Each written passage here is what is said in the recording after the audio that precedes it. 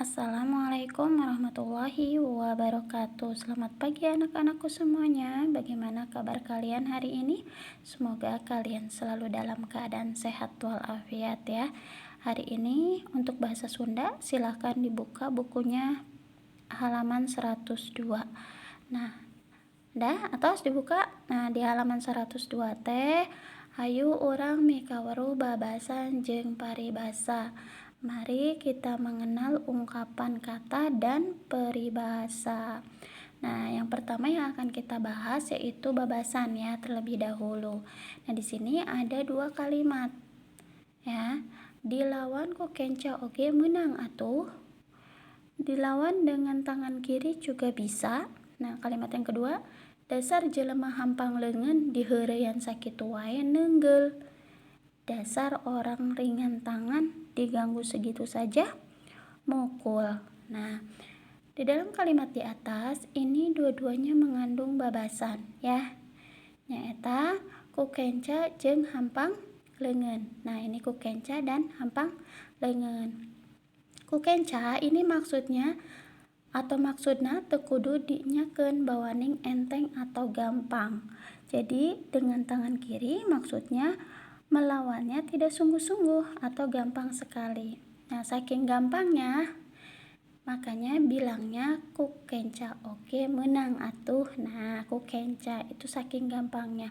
Nah, kalau hampang leungeun maksudna teu kaup kasinggung, gampang nyabok atau ngagaplok.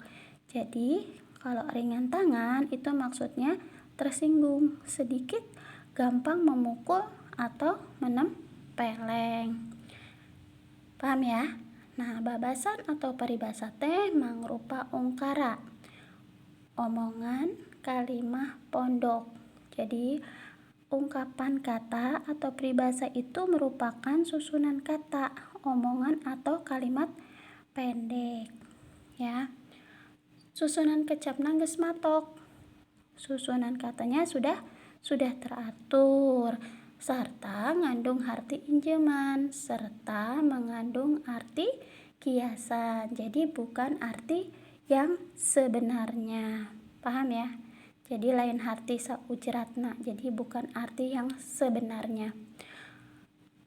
Ungkara ku kenca lain artina nya dilawan ku leungeun kenca. Jadi kalimat dengan tangan kiri lain artinya, jadi bukan artinya itu benar-benar dilawan dengan tangan kiri ya. Dalam prakteknya tetap saja menggunakan tangan kanan ya. Iwal jalma ngenca atau kidal ya, kecuali orang yang memang kidal itu yang memang sering menggunakan tangan kiri ya dalam beraktivitas, itu namanya kidal. Nya kitu deui hampang leungeun. Ya begitu juga dengan ringan tangan. Ringan tangan itu lain artina kiloan leungeunna hampang. Jadi bukan berarti tangan itu kalau di kilo gitu ya ringan. Tangannya ringan. 2 kilo misalnya atau 1 kilo gitu ya, bukan maksudnya. Nah, sabab bisa bae leungeunna mah gede segede betis. Jadi bisa aja tangannya itu besar ya, tetapi karena dia gampang sekali memukul, nah itu namanya ringan tangan atau bahasa Sundanya hampang leungeun, tapi bukan berarti tangannya ringan gitu ya. Paham ya? Nah, di sini ada beberapa babasan ya. Yang pertama kurung batok. Kurung batok ya. Kurung batok kita baca dulu kalimatnya. Teu daek lunta ti lembur, jadi taya kanyaho. Budak teh eta mah mani kurung batok pisan. Jadi tidak mau merantau, jadi tidak tahu apa-apa. Ya, artinya itu kalimatnya anak itu mani kurung batok pisan. Jadi anak itu tidak mau merantau, jadi tidak tahu apa-apa.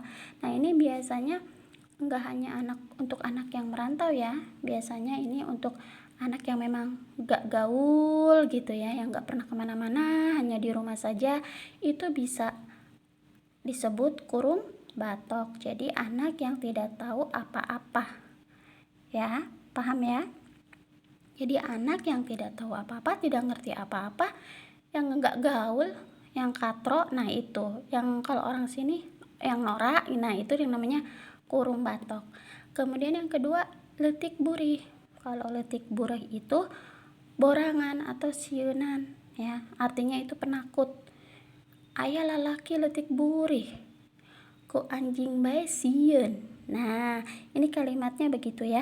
Jadi ada laki-laki penakut gitu ya. Dengan anjing saja takut.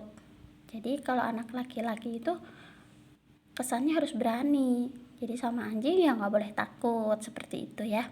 Kemudian yang ketiga yaitu lesang kuras. Lesang kuras teh bisa nyimpen duit. Ngan beak jeung beak bae. Nah, jadi tidak bisa menabung karena uangnya habis untuk membeli barang-barang yang tidak penting. Nah, seperti itu artinya ya, lesang kuras. Ih, maneh mah menilai lesang kuras pisan. Nah, kamu itu tidak bisa menabung, jadi orangnya boros. Itu namanya lesang kuras. Yang keempat yaitu berat birit. Berat birit teh kebluk atau kedul. Malas ya, pemalas. Budak nu berat birit mah sok hese rezeki. Jadi anak pemalas suka susah rezekinya. Ya, misalnya kalian kalau disuruh sama orang tua ke warung beli garam, ayo beliin mamah garam. Nah, misalnya kalian nggak mau, nah itu di bahasa Sunda biasanya dibilangnya berat birit karena dia males ya, gitu. Seperti itu. Kemudian nomor 5, ieu aing. Ieu aing teh sombong ya. Tahu sombong? Ya, di bahasa Sunda yaitu adigung. Contoh kalimatnya yaitu mane asa ieu aing karek bisa migawe nu kitu oge. Jadi sombong sekali baru bisa bekerja begitu saja. Nah, jadi tidak boleh adigung ya. Adigung teh tidak boleh, yaitu sombong. Kemudian getas harupateun. Nah, babari ambek, babari angges-anggesan. Nah, ini berarti orang yang gampang marah. Kalau marah habis-habisan.